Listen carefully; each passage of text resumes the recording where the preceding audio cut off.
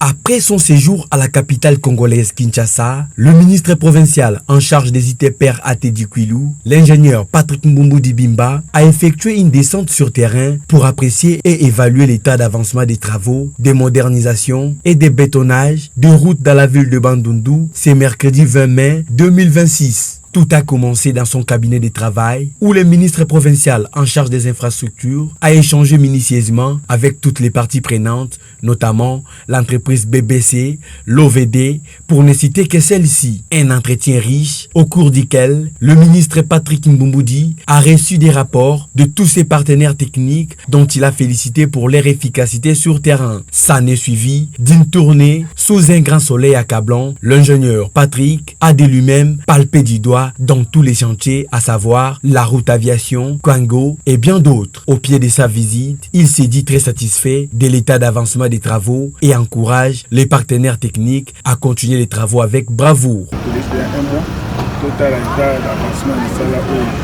l'entreprise BBC Zosala, nous avons l'état d'urgence parce que l'état d'urgence est là, il y a Musala Tango, conférence ezali. Même après conférence, il faut pas si ça objectif, la mission après ça nous avons la bactérie à la province. Misala est au Tambola très bien. On appelle ça la félicitation. Les deux organes pour Bassal Misala BTC a ça la suivi en tant que bureau technique de contrôle. Pour voir la qualité à béton, pour voir la qualité à chaussée, nous sommes dans la ville à Bandundu.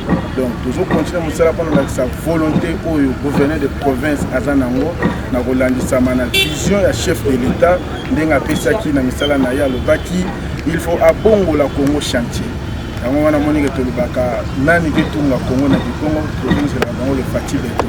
La province du plus en général na ville à Bandundu, c'est depuis 1983 au Bazouaka chaussée à soupe 7 km, banda époque wana si tu as en 2026, la province de Tigala pour changer, c'est vraiment impraticable, nous avons abandonné les quartiers, donc on souffre ma boule de la maison. Mais les lots, la volonté au chef de l'État, à Jean Angon, pour Namboka Congo, donc oui, nous avons changé. Donc après, ville à Bandundu, toujours qui t'a vu la semaine prochaine, au total à Bissala, Misala de Samakuna, Zela Kanzombi, érosion au chef de l'État, l'Anfaki. Les alliés na misala au biso photo landela. À part ça, il faut que comme titre na pôle longue na territoire ya Congo. Total atali oyo office de route azo sala qui menace l'érosion. Tout type de cité na réunion technique avec l'entreprise qui a exécuté misala. Na ABC tronçon pour ça déjà plus de 3 km à chaussée.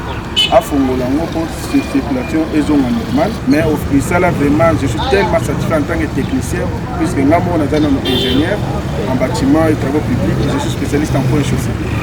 Donc, de ce qui est 50 km de route dans la voirie urbaine, comme l'avait dit le gouverneur de province du Kwilu, Dr Philippe Akamitu Nandolo, le ministre des ITPR AT confirme avec aisance et fait les points à ces termes. D'ailleurs, le gouverneur a fait ce chiffre, nous allons au moins 60 km. Nous divisons qu'il y a deux phases. Première phase, nous allons à 25 km. Le projet est Salemaki Ngai en tant que ministre, gouverneur, après ça, l'instruction, il y a ça le projet à l'Ibosopo de relier d'abord une bande ISC, avenue d'aviation. Quand tu as vu la bande, tu dois à 12 km. Donc à 12 km, tu dois qui avenue Kwango, avenue d'aviation, avenue Wamba, avenue à 24 novembre. Où il y a stade boucle Wana Nyonso et ça là qui sont 12 km 500.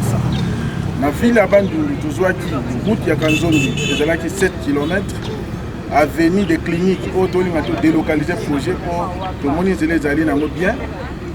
Tout le monde a place et 1 km 500. Ville, territoire de Boulon, ils ont 4 km 500. Ce qui est pour 25 km 500. Premier lot, de l'Ansaki à Liboso. Deuxième lot, ils ont 5 km par territoire. Ville, il y a 4 provinces à priorité. Le chef de l'État a posé bongo la Congo mobile.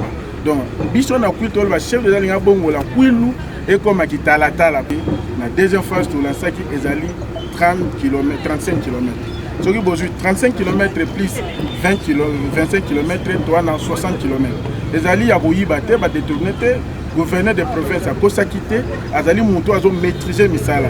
Oye à le bac qui a Bavoirie, mais ils ont sauté, puis c'est surtout route nationale numéro 18, relais de Petit Kassa jusqu'à Boulungu, n'a printé Nango et Zozoma Kosovanga. Signalons par ailleurs que le ministre provincial des ITPR AT, l'ingénieur Patrick Mbumbu Dibimba, projette une grande tournée d'inspection dans le Kwilu profond pour évaluer l'état d'avancement de tous les chantiers de construction des routes. Il insiste sur le finissage des travaux, en rappelant qu'il ne restera aucun chantier inachevé car les travaux n'étaient pas lancés que pour la 13e conférence de gouverneurs qui venait d'avoir lieu dans la province du Kwilu, ville de Bandundu.